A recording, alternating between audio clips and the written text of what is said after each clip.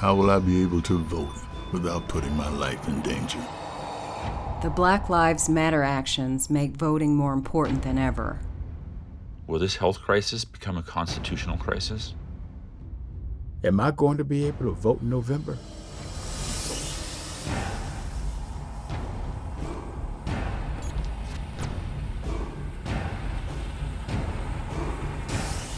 We have a historic decision today, striking down a key part of the Voting Rights Act, a civil rights law passed back in 1965. The Supreme Court essentially said racism is over, and these communities don't need to pre-clear these changes anymore. This decision leaves virtually unprotected minority voters in communities all over this country. It let the dogs out. It let these racially discriminatory voting laws to just run wild. Within hours of the Voting Rights Act being gutted, Texas had a new strict photo ID law. And within days, Alabama announced its own repressive voter ID law. We are witnessing a tidal wave of voter suppression around the country. 200,000 more people would have voted in Wisconsin if not for their strict voter ID law. Voter purges have become rampant. Since the 2016 election, states have removed almost 17 million voters nationwide. You describe Georgia as the epicenter of the current voter suppression battle. What has earned Georgia that distinction? Georgia's tight race for governor is getting national attention. Brian Kemp is not only the Republican gubernatorial nominee, he's Georgia's Secretary of State. Stacey Abrams looking to make history by becoming the nation's first female African-American governor. Volunteers are picking up phones and knocking on doors across the state. Come in and register to vote. We are very excited to register as many people as we possibly can. What do we want? Register to vote! When do we want it? Today! I come as one, but I stand as 10,000.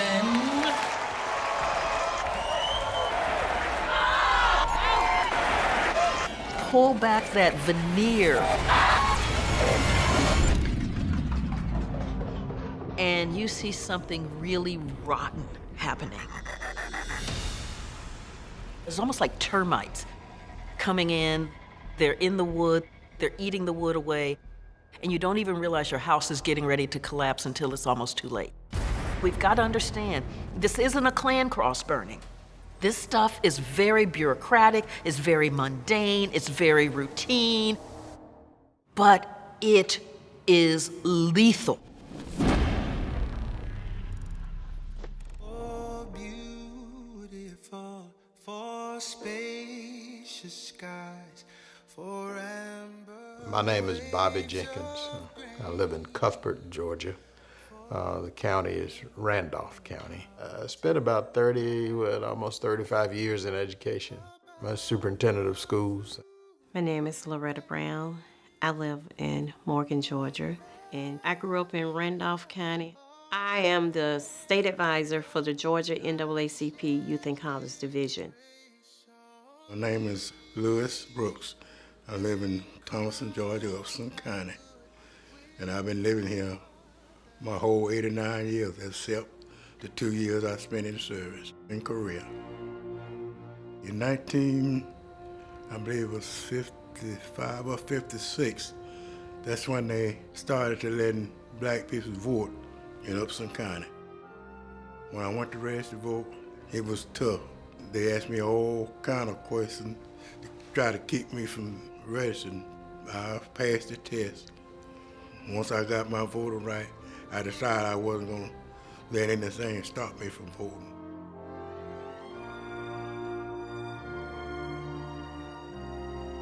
Because I used to walk.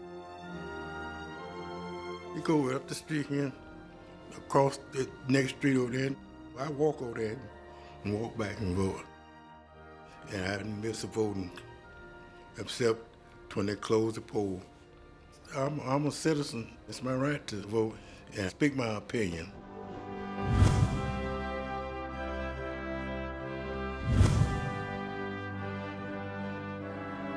I saw this ad saying that there was a proposal to close 7 of the 9 precincts in Randolph County.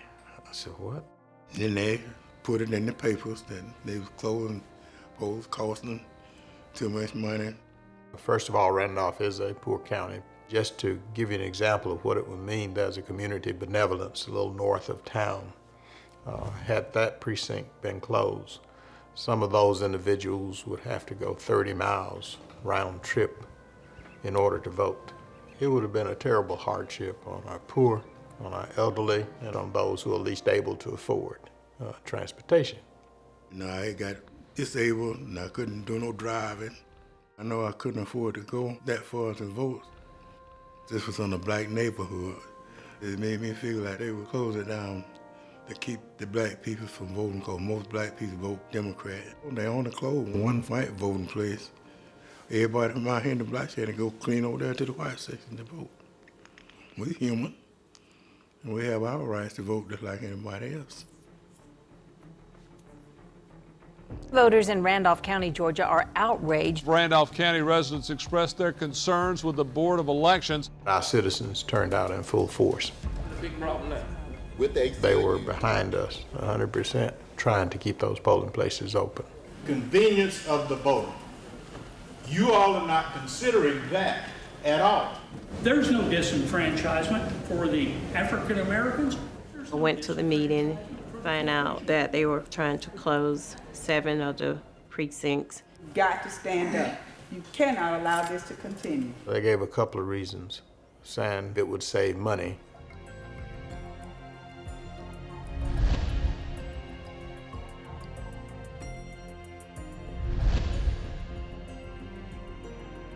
The other one was that several of the polling places were not ADA compliant. The thing that was so ironic is we voted that way in May.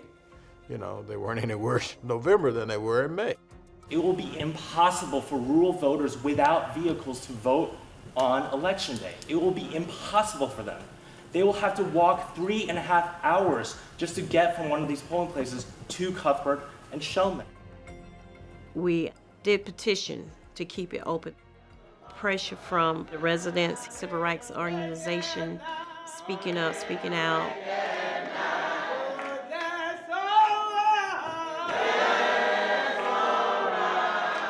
They called the meeting to order, and they only had one motion.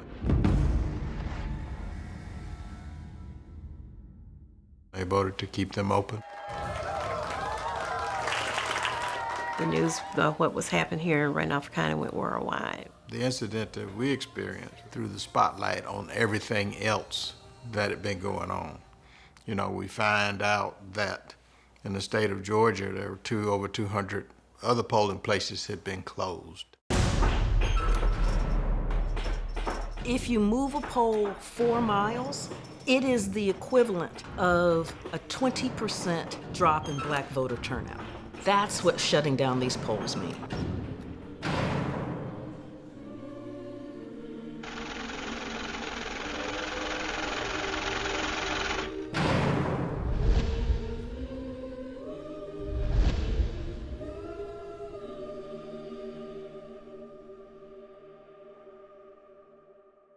With 2 months to go, the race is heating up in Georgia. Stacey Abrams' campaign feel they have the momentum behind them, and many of the posts we've seen so far support that. You know, the Democrats are working hard, registering all these minority voters, and if they can do that, they can win these elections in November. There's no law in Georgia that requires the Secretary of State to process voter registration forms on a particular timeline. Kemp withheld putting the names of thousands on the voter registration list until after the election. 80% were African Americans, Latinos, and Asian Americans. Keep your eyes on the prize. This is Fulton County. Linda Marshall is my name. Most of my professional career has been in public service of one kind or another, as a teacher, as a government worker. I moved here in August of this year, but because of my emphasis on always being registered, and always having the ability to vote. I did that almost immediately when I got here. Of course, I also knew the importance of the upcoming election, and I wanted to be a part of that history. It got closer and closer and closer to the election, and I was getting a little bit concerned, so I called the Secretary of State's office. My name is not on the roll. They can't tell me where it is. So all of that paperwork that I sent in, I don't know where it is. I'm 65, and for the first time, I did not get a chance to vote in a very close election of historic importance and proportion. Welcome to Georgia.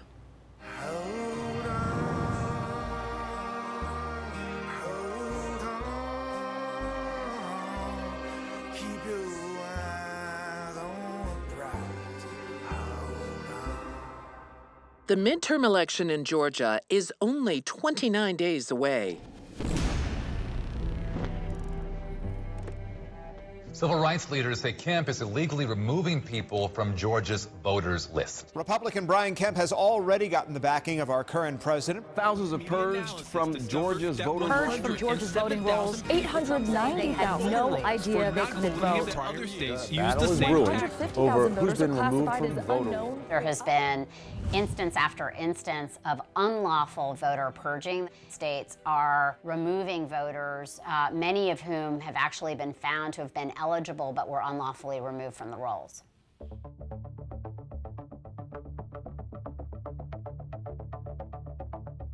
I received the purge notice. So I open it up and I read the first sentence. I, along with 380,000 Georgians, received the same notice. That's an especially pernicious way to prevent people from voting, because once you register to vote, you would think that you should be able to remain on the rolls. And once you're removed from the rolls, you cannot vote.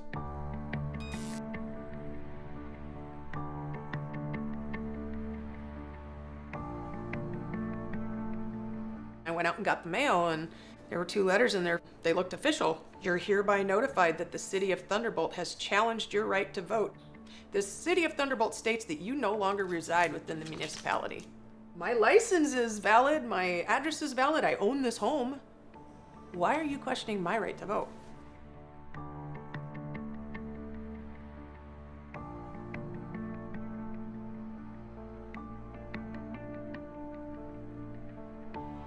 You know, the purges, they've been going on for decades, maybe over a century in this state. If you haven't voted in the last few elections, they'll purge you as if you must not be in the state anymore. If you move within the same county, they'll purge you, assuming you're not living in Georgia anymore. If you don't return a postcard from the Secretary of State, they'll purge you, because to them it means you're not a resident at this address. All of these tactics specifically and disproportionately target people of color, poor people, the elderly, all of whom tend to vote for Democrats. Brian Kemp is notorious for erasing the polls and purging people right before the election deadline. You have a candidate at the top of the ticket who is responsible for maintaining the integrity of the election. He needed to have his hands on the levers.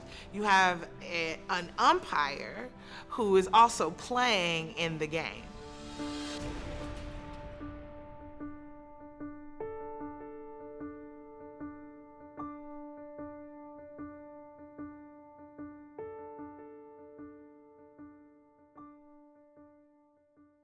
Less than 20 days away from the midterms now. The race for Georgia's governorship is a toss-up. Literally is a dead heat. This governor's race is already one for the history books, but it's also seeing record numbers of requests for absentee ballots, especially from African-American voters. At a time where we're seeing roughly almost half of the people who've turned in an absentee ballot are people of color, that's a really, really good sign for Stacey Abrams. We caught them off guard by running such a large-scale program and mailed 1.6 million African Americans an absentee ballot application. In this midterm election, the absentee ballot requests are even outperforming presidential years. So that is startling and eye-popping and something that we need to dig in on to see what's going on there.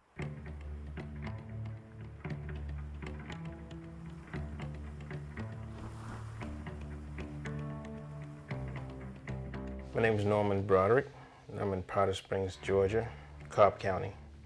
I've did 24 years in the military, deployed to Iraq twice, Bosnia, Saudi Arabia. I voted absentee before when I was deployed. When I was in Iraq the first time, I voted absentee, and when I was in Iraq the second time, I voted absentee. The absentee ballot is a very important tool that exists to allow people, not only just the military, but anybody who happens to be away from their voting station, to be able to cast their vote.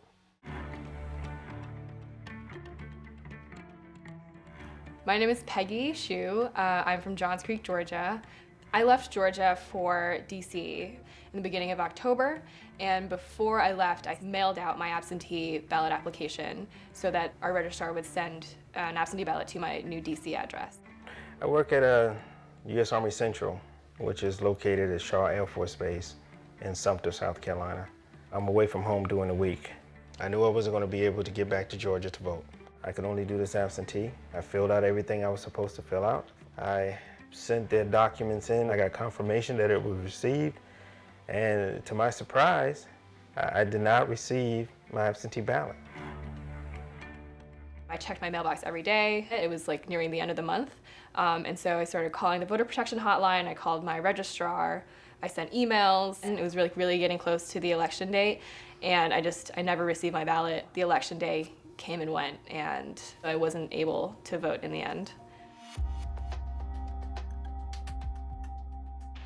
When I contacted my wife and asked her about it, I think it was a couple of days before the election, it came here. And I tried contacting the Georgia Elections Board.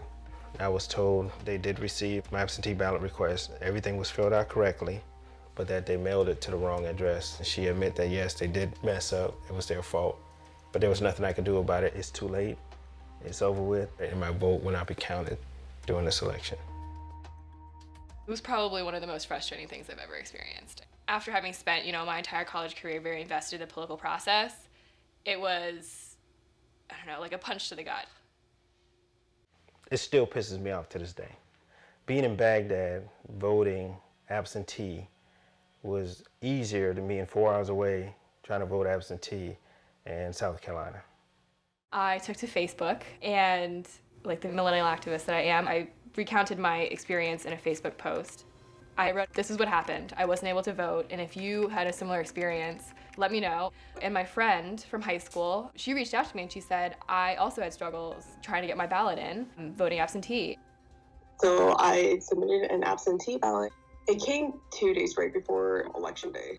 Over the course of 48 hours, we had 40 people. So many people in our immediate Facebook circle knew somebody who had a similar experience to us. People have requested it far in advance. Some people just didn't get their vote in. That was when we really realized that this was not an isolated incident. It was a much bigger issue and a much more deeper rooted sort of phenomenon that was going on statewide. I did speak with the Board of Elections, and he just dismissed it as a hiccup. And he's like, "Oh, no, you don't really know what you're talking about."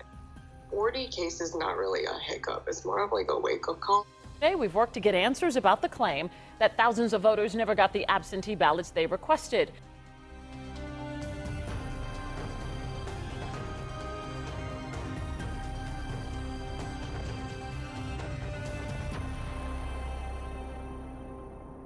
Tuesday morning, Election Day. The race between Abrams and Kemp is literally neck and neck. Their fate is now in the hands of voters. The day is finally upon us. The midterm elections are happening. Voters head to the polls in one of the most intensely fought midterm elections. The race for Georgia's governorship is a toss-up. I live in the South. I'm always worried about Election Day. Have a great morning and go vote. Oh yeah, gotta go vote today.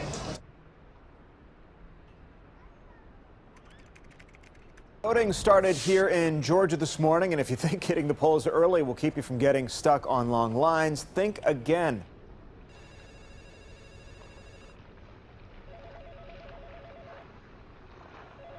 Voter Protection Hotline. How can I help you? Voter Protection Hotline. How can I help you? I've never seen one. The line hasn't moved in over an hour. The line is running out. I really thought I was going to be able to run in and run out like I usually do. The first thing I saw was just people everywhere. So we stood there for a while without moving. And then we would inch up. And then we wouldn't move. We had a lot of people with children there, pregnant mothers, elderly people. Some people have medical issues. I took my son to school that morning, and then I went to vote at Ferguson Elementary, where I vote every election. The line just keeps getting longer. The line was so long, through the school and wrapped around the building. The lines was crazy everywhere, all over the county. It was real long. I was in line for 2 hours. I got to the door, that's when they was checking your ID before you go in, and she couldn't find my name. She directed me to go downtown Gwinnett, and I was like, I'm not gonna vote. And it was this older lady, she came over and she like held my hand and was like, please go do it. We need this. And I looked in her eyes and said, I will. About 8 or 9, we started getting the calls about the long lines. Long lines at the polling stations lead to low voter turnout. The research is just crystal clear on that. Everyone in the world knew we were going to vote today. And in my neighborhood, there are no power cords. All these dedicated people waiting to vote. This is what we call voter suppression. People were like upset and angry. I started calling the Secretary of State's office. I was either hung up on, placed on hold. They want people to go home and not vote. I ain't going nowhere. I'ma be right here. The reason they sent me from Ferguson to the downtown Gwinnett was for the provisional vote. So I drove 25 minutes, and then when I got there, it was crowded in there. I waited 45 minutes to find out that's not where I needed to be. She told me that this was the wrong place and that I can go back to Ferguson. I had to call back and redo my schedule. So now the voting not only cut on my time, cut on my money. When we went in, filled out all the paperwork, had the ID, took it up to the lady. I had mine in my hand. One hand had hers in the other, because she's legally blind. So we go give it to the lady, and she goes to scan Barbara's ID. Wow. So she looked up at Barbara. She said, well, Miss Barbara, when was the last time you voted? My sister got strong. I've been voting since I was 18 years old, and I'm 82. I was disappointed. She was a little upset. My girl wanted to vote, and they were trying to keep her from voting. Since I became a citizen, I have not missed an election. I showed up, and a very nice lady, she looked at my ID and said, no, you're not registered. And I said, no, wait a second. Here's my registration card, and showed them that I was registered. And they said, yeah, but your name is Del Rio with a space, but your voter ID says Del Rio one word, and therefore it doesn't match. In the voter registration, my name shows as Del Rio with a space. My ID is Del Rio, no space. That was a non-match. I said, this is not legal and I need to be allowed to vote. After much discussion, they said to me, this time we'll allow you to vote, but it's a little bit like they're doing me a favor. The right to vote should be something that we should make easier rather than more difficult. Latinos and Asian Americans are 6 times more likely than white Georgians to be cut from the voter rolls because of exact match. And Black Americans are 8 times more likely to be cut because of exact match. I have voted in every election, now all of a sudden I'm not there. Controversy surrounds the state's exact match law that put the registrations of 53,000 voters, most of them African Americans, on hold because of discrepancies in the way their names are spelled in state databases.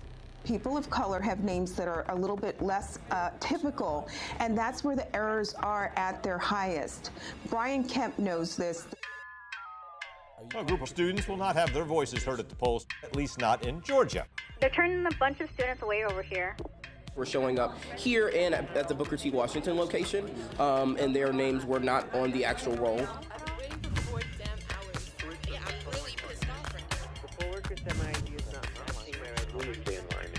The students was being turned away. I talked to over 50 students that morning.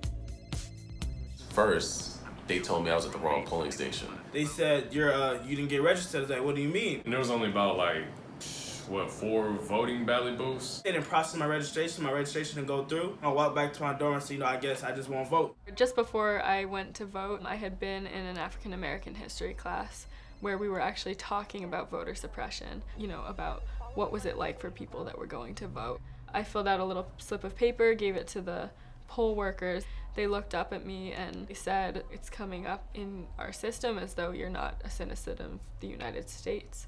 I just sort of looked at them like they had two heads. Like, I'm sorry, I was born in New York, what? When I got to the front of the line, they informed me that I was registered to vote, but not in Dougherty County. They were telling me that I was registered back home in Winter Robins, where I was from, and I've never voted there. I've never even been registered there. The thing was that I had brought proof that I was a U.S. citizen. I had with me my driver's license, my passport card, and my Emory student ID, but they would not look at the passport card whatsoever to prove that I was a citizen. I walked out crying.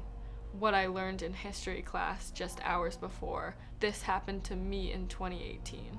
I had been through and participated in voter registration drives on campus, within the community.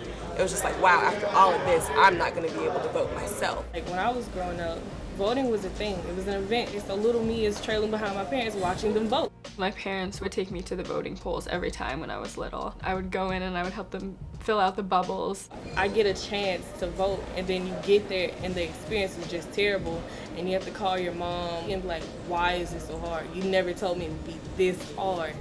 This was huge for us because Stacey Abrams was actually a Spelman alum. History would have been made, and it would have been made by my Spelman sister. If there is no one who gets to 50% tonight, Robin, there will be a runoff in December. We'll find out as the day and evening goes on. Voter Protection Hotline, how can I help you? Are they letting you know now? Are you really kidding me? Old people who can't vote, there's young people who can't vote, there's people in every county who can't vote. It just created this intense fog of confusion across the state.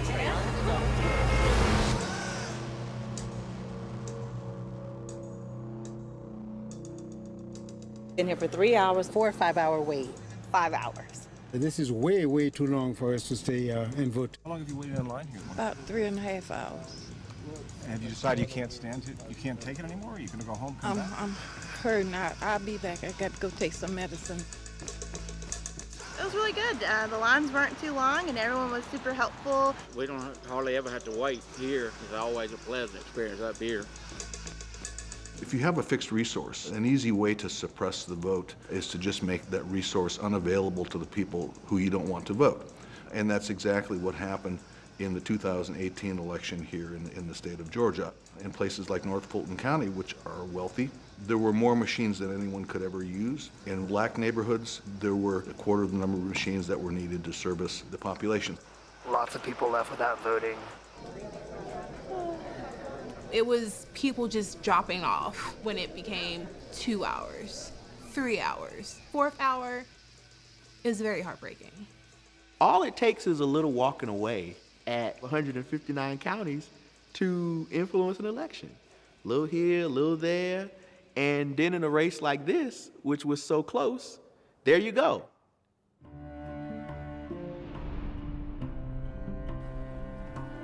All night on Twitter, a trending topic, #StayInLine. I had to go and pick my son up. He had to be picked up before 6. I picked my son up and he went with me and sat in the car. And then I went back to Ferguson Elementary. And by this time, the evening crowd is there and the line has tripled. And I was like, oh, there is no way. Just for my one vote, it took me like 6 hours. And I wanted to give up because I promised that elderly lady outside that I would do it. 5 hours, so about 5 hours took me to vote. It sucks the life out of you. I'd been in people's homes, I'd been in their neighborhoods, I'd held their hands. And so to get to election night and to start hearing more and more stories of voter suppression, to hear more and more from people who were told that they couldn't vote or who were turned away or had to give up because of 4-hour lines, that broke my heart.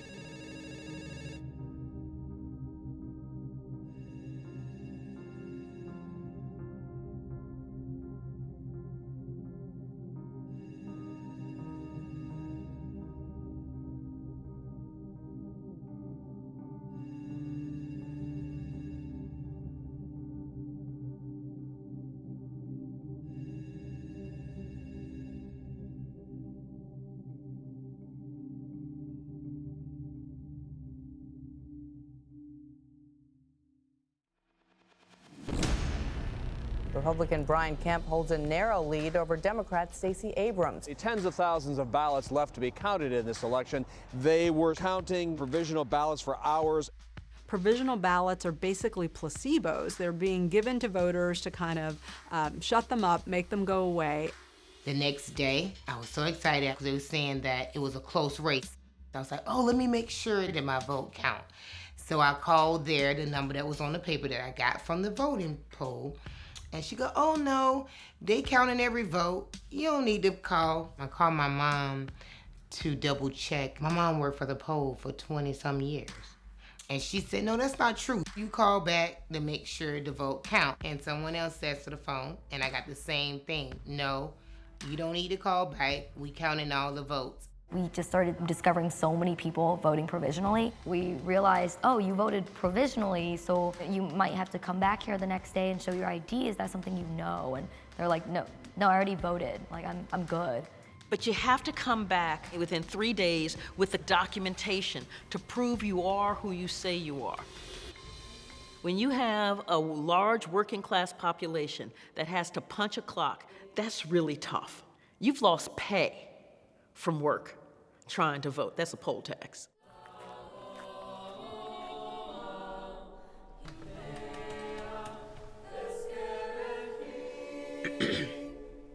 Hi, this is Christine from Gwinnett County Elections. I wanted to confirm if my vote was counted or not. All right, what is your last name? Kimball. Let's see, there was no participation. So does that... You weren't given credit for voting. My vote was not counted. It looks like it on election day, yes, ma'am. No, I thank you. Goodbye.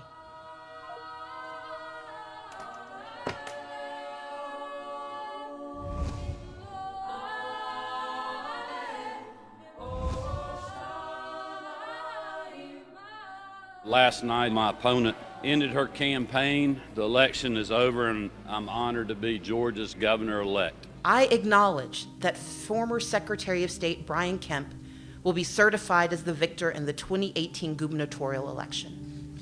But to watch an elected official baldly pin his hopes for election on the suppression of the people's democratic right to vote has been appalling. This is not a speech of concession, because concession means to acknowledge an action is right, true, or proper.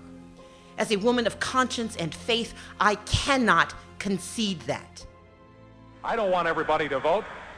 Elections are not won by a majority of people. They never have been from the beginning of our country, and they are not now. As a matter of fact, our leverage in the elections, quite candidly, goes up as the voting populace goes down. Georgia 2018 was a case study of voter suppression. And as we approach the 2020 elections, we're seeing a coordinated effort to suppress, from lawyers, millions of dollars, and potentially the biggest tool of all, the coronavirus. The coronavirus pandemic is creating concerns ahead of the 2020 election. With no official end in sight to the crisis, there are questions about whether voters will be able to head to the polls to cast their ballot in November. Out of a large city of Milwaukee, we almost got 600,000 people in the city limits. They only have 5 polling sites open during a pandemic. In Wisconsin today, thousands waiting for hours, forced to choose between protecting their own health and exercising their right to vote. This is so wrong. This is just so wrong. Stop playing politics with our lives. The 2020 primary in Georgia was like the 2018 election all over again.